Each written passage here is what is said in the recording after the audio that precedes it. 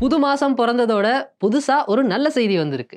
அதுவும் ராசி பலன்ல சொல்லுற மாதிரி மனசுக்கு கொஞ்சம் ஆறுதலான செய்தியா வந்திருக்கு. ஜனாதிபதி டொனால்ட் ட்ரம்ப் கூட இருந்த தீர்வை வரி பிரச்சனைகளும், அதுக்காக நடந்த டிஸ்கஷன்ஸ் பத்தியும் உங்களுக்கு ஞாபகம் இருக்கும்னு நினைக்கிறேன். முதல்ல 44% ரெசிப்ரோக்கல் டாரிஃப ஸ்ரீலங்கா மேல அவர் விதிச்சிருந்தார். அதாவது அமெரிக்காவுக்கும் இலங்கைக்கும் இடையில இருக்கிற சந்தை இடைவெளி எவ்வளவுன்னு பார்த்து, அத சமப்படுத்த தேவையான வரிய கால்குலேட் பண்ணி அந்த பெருமானத்துல பாதியை தான் 44%-ஆ அவர் விதிச்சிருந்தார். அந்த நேரத்திலேயே அட்வொகாட்டா மூலமா தீர்வை வரிங்கிறது ரொம்ப தப்பான விஷயம். அதை அமெரிக்கா போட்டாலும் சரி, ஸ்ரீலங்கா போட்டாலும் சரி, எந்த நாடு போட்டாலும் தீர்வை வரிங்கிறது ரொம்ப தப்பான விஷயம்னு சொல்லியிருந்தோம். அதே மாதிரி வாகனங்களுக்கு, சீனி, அரிசின்னு நிறைய பொருட்களுக்கு ஸ்ரீலங்கா போடுற தீர்வை வரியோட கம்பேர் பண்றப்போ அமெரிக்கா போடுற இந்த 44% தூசுக்கு சமம்னு சொல்லியிருந்தோம்.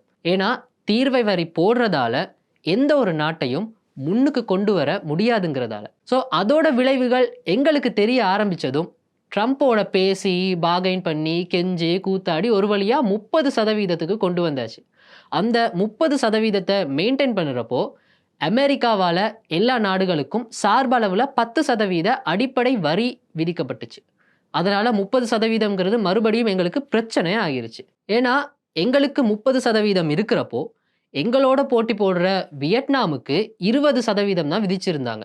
அதே மாதிரி இந்தோனேஷியா மாதிரியான நாடுகளுக்கு 19%, இந்தியாவுக்கு அந்த நேரத்தில் கிட்டத்தட்ட 26 மாதிரியான பெர்சன்டேஜ் தான் வரியா இருந்தது. அதனால மறுபடியும் பாகைன் பண்ணி ஒரு வழியா இப்ப 20%க்கு கொண்டு வந்தாச்சு. இந்த இடத்துல ஒரு விஷயத்தை ஞாபகம் வச்சுக்கணும். அதாவது எந்த பொருளா இருந்தாலும் ஏற்றுமதி இல்லைனா இறக்குமதி பண்றது அதோட HS கோட் அடிப்படையில தான். அந்த HS கோடுக்கு எப்படியும் அமெரிக்காவால ஒரு குறிப்பிட்ட அளவு வரி விதிக்கப்பட்டிருக்கும். அதுக்கு மேலதிகமாக தான் இந்த 20%ம் விதிக்கப்படுது. முதல்ல இருந்த அந்த 10% டாரிஃப் அடிப்படாம HS கோடுக்கு இருக்கிற பெருமானத்துக்கு மேலதிகமாக தான் இந்த 20% விதிக்கப்படுது.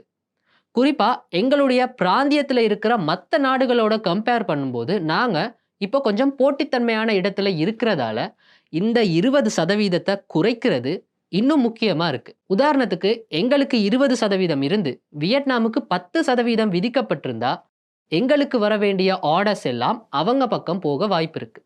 ஸோ 20% இருந்தாலும் எங்களுக்கு அது நஷ்டமா போயிடும். ஆனா இப்ப எங்களுக்கு 20% இருக்கிறதால வியட்நாம், மலேசியா, தாய்லாந்து மாதிரியான நாடுகள் கூட எங்களோட பிரதான ஏற்றுமதியான கார்மெண்ட், ரப்பர் ப்ராடக்ட்ஸ், தென்னை உற்பத்திக்கு சம அளவுல போட்டி போடக்கூடியதா இருக்கு. கண்டிப்பா தீர்வை வரி அளவு கூடியதால அமெரிக்காவோட பக்கத்துல பையிங் பேட்டர்ன் குறையுமா இருந்தாலும் நாடுகளுக்கு இடையிலான போட்டிக்கு முகம் கொடுக்கிறதுக்கு இலங்கைக்கு முடியுமா இருக்கும். அதே நேரம் பிராந்தியத்தில் இருக்கிற மற்ற நாடுகளில் லாவோஸ், இந்தியா, மியான்மர் மாதிரியான நாடுகளுக்கு ஒப்பீட்டளவில் கொஞ்சம் அதிகமான தீர்வை வரி விதிக்கப்பட்டிருக்கிறதால அவங்களுக்கு போக வேண்டிய ஆர்டர்ஸ் எங்களுக்கு வர்றதுக்கான வாய்ப்புகளும் இருக்குது. ஸோ நாங்கள் ஞாபகம் வச்சுக்க வேண்டிய சில விஷயங்கள் இருக்குது. முதலாவது, தீர்வை வரிகளால் எந்த ஒரு நாட்டையும் முன்னுக்கு கொண்டு வர முடியாது. தீர்வை வரிங்கிறது ரொம்ப தப்பான விஷயம். இலங்கையும் தன்னோட தீர்வை வரிகளை குறைக்க வேண்டி இருக்கு.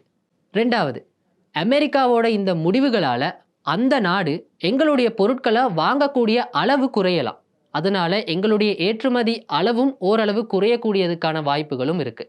மூணாவது, அப்படி குறைஞ்சாலும் எங்க ரீஜன்ல இருக்கிற மற்ற நாடுகளோட போட்டி போடக்கூடிய அளவு எங்களோட பெர்சன்டேஜ் இருக்கு. அதே மாதிரி சில நாடுகளுக்கு எங்களை விட அதிகமான வரி சதவீதம் இருக்கிறதால அதுவும் எங்களுக்கு கொஞ்சம் சாதகமாக இருக்கு. நாலாவது, இனி நாங்கள் என்ன பண்ணலாம்? பிரதானமாக எங்களுடைய டேக்ஸ் சிஸ்டத்தை சிம்பிளிஃபை பண்ணணும். அதோட பெருமானங்களை குறைக்கணும். அதோட அமெரிக்காவை மட்டுமே நம்பி இருக்கவும் முடியாது. யூரோப்பா, ஈஸ்ட் ஏஷியா மாதிரியான பகுதிகளில் இருக்கிற நாடுகளுக்கும் எங்களோட ஏற்றுமதியை அனுப்புறதை பற்றி யோசிக்கணும். இந்த மாதம் நல்ல செய்தியோட தொடங்கின மாதிரி எங்களுடைய பொருளாதாரமும் நல்ல பலனை தருங்கிற வேண்டுதலோட இதே மாதிரி இன்னொரு வீடியோவில் சந்திப்போம்.